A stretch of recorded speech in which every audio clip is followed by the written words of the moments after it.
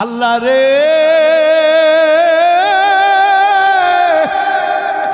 এই গুনাহগুলি নিয়া তোমার দরবারে কেমন করে হাজির হব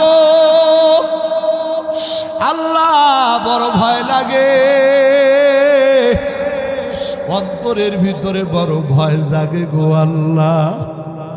তবে আমি একটা কথা জানি আল্লাহ গো,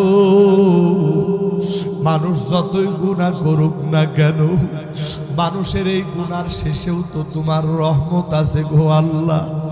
আল্লাহ আমি শুনেছি মানুষের গুনাহ যতই বড় হোক না কেন আল্লাহ মানুষের গুনাহ থেকেও নাকি তোমার রহমতের দরিয়া আরো বিশাল।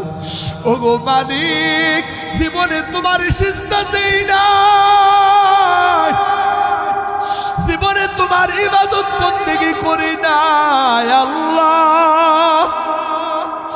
বলতে বড় লজ্জা লাগে, কিন্তু তুমি ছাড়া তো আমার আর কেউ নাই গো আল্লাহ। আল্লাহ এই নাফরমান বান্দার প্রতি তুমি একটু দয়া করো না। এই কথা বলিয়া ওই যুবক ভাইটা কান্নাকাটি করে। ওই মা জননী সন্তানের এই বেহাল দশা দেখে মাও কান্নাকাটি করে। একটু পরে যুবক মায়ের হাতটা চাপিয়া ধরিয়া মাকে ডাক দিয়া বলে, মা আমি তোমারে দুইটা কথা বলবো। এক নাম্বার কথা হলো গো মা, এই দুনিয়ার থেকে আমার হায়াত যেই কোনো সময় শেষ হয়ে যাবে, যেই কোনো সময় আমি হয়তো বা দুনিয়া থেকে বিদায় নিয়ে যাব। মা গো মা, দুনিয়াতে মানুষ মারা গেলে কোন মুসলমানের কবরস্থানে দাফন করা হয়। ওগো মা, আমি মারা যাওয়ার পর আমারে কোনো মুসলমানের কবরে দাফন করিও না।